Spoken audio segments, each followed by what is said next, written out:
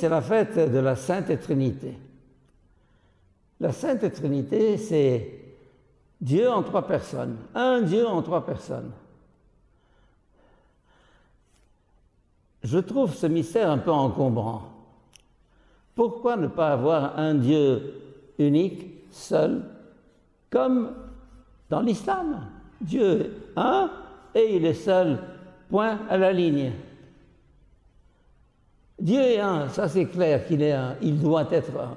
Pourquoi Dieu est-il un? Eh bien, Dieu est un parce qu'il totalise en lui, il récapitule en lui, il rassemble en lui tout ce qu'il y a de beau, de vrai, de bien, de grand, de fort. Et c'est à ce titre-là qu'il est Dieu. Dieu, pour être Dieu, doit être tout. Il n'y a pas de place à côté de lui pour un second Dieu. C'est pour ça que le monothéisme est évident. Évident sur le plan religieux, évident sur le plan métaphysique. Et en même temps, on constate dans les religions la notion de polythéisme, de nombreux dieux.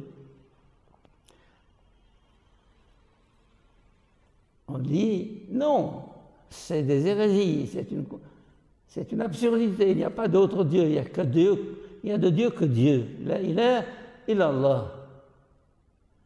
Ben oui, il n'y a que Dieu. Et pourtant, il y a l'intuition chez les hommes, depuis longtemps, que ce Dieu n'est pas seul. Il est un, mais il n'est pas seul.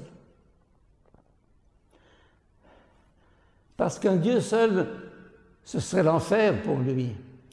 La solitude éternelle, il n'y a rien de pire pour Dieu que d'être seul. Et alors, Dieu, d'une certaine manière, se dédouble dans ce qu'on appelle le Verbe, ou bien le Fils. D'où vient le Verbe ou le Fils? D'ailleurs, à côté, en haut, en bas, il jaillit du Père lui-même. Et il jaillit sans sortir de lui. Les deux ne font qu'un. C'est pas facile à comprendre. Et pourtant, Dieu, pour être Dieu, doit être un. Dieu, pour être Dieu, doit être deux. Oh, ça veut dire Dieu ne peut pas être seul. Un Dieu seul, je disais tout à l'heure, c'est l'enfer. Alors, la Trinité, c'est cette approximation pour sentir qu'il y a en Dieu une complexité, une dualité réconciliée, deux pôles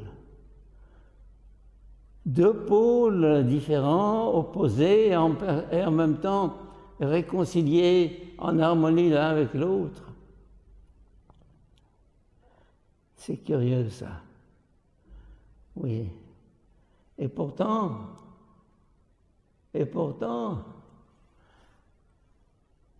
ce monde qui a été créé par lui, il l'a créé à son image. C'est un monde à la fois un, univers. On dit univers, ça vient du mot un.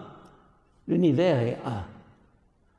Et il est multiple, infiniment multiple et varié.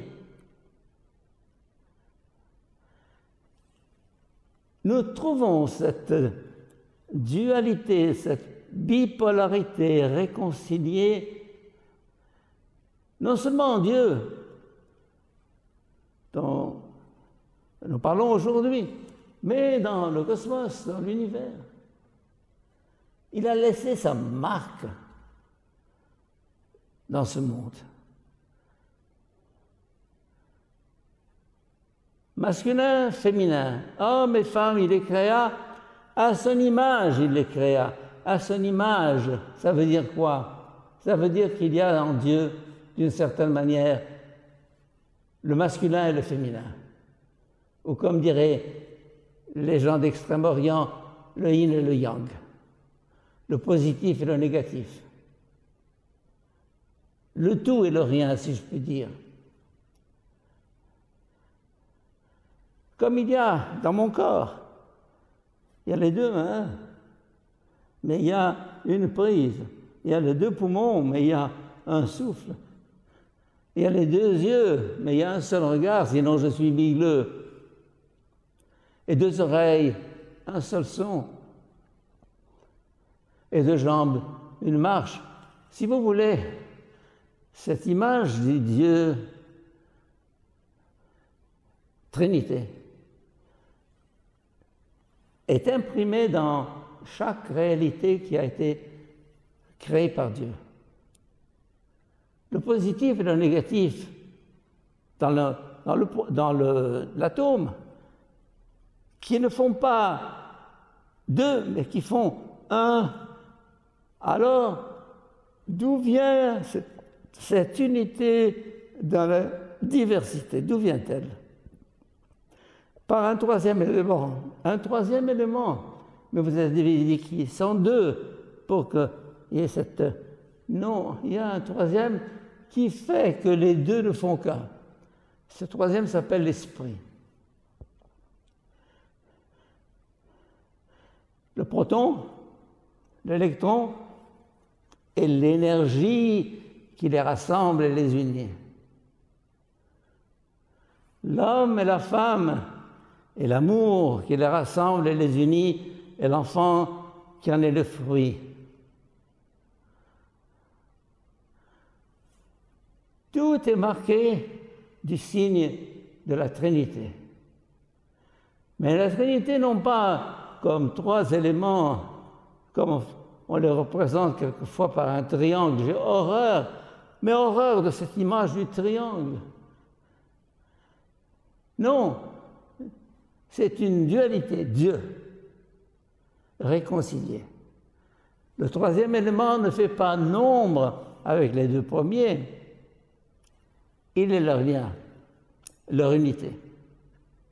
Dans l'unité du Saint-Esprit, disons-nous dans toutes nos oraisons, dans l'unité du Saint-Esprit, l'Esprit qui disparaît en rassemblant, en unifiant. Alors, loin de croire que ce mystère de la Trinité est une réalité obscure, métaphysique, incompréhensible, encombrante, comprendre que c'est la clé de lecture du cosmos et de l'homme et de la société. La famille est pour moi la plus belle image, le plus bel exemple, le sacrement même de Dieu. C'est mon dernier livre sur la famille. Papa, maman, l'enfant. Oh, que c'est beau! Oh, que c'est beau! Et on veut casser ça, et on veut détruire ça, on veut réinventer la famille. Non, mon cher ami, non. Ne joue pas avec cette structure même du cosmos et de la société. Alors, Dieu est Trinité, nom du Père et du Fils et du Saint-Esprit. Vous remarquez que le Saint-Esprit, c'est celui qui fait le lien. Seigneur, révèle-nous ce mystère, non seulement comme un mystère abstrait, théorique, intellectuel, philosophique, mais comme une réalité vivante. Tout ne se maintient que dans une tension créatrice réconciliée par l'Esprit. Amen.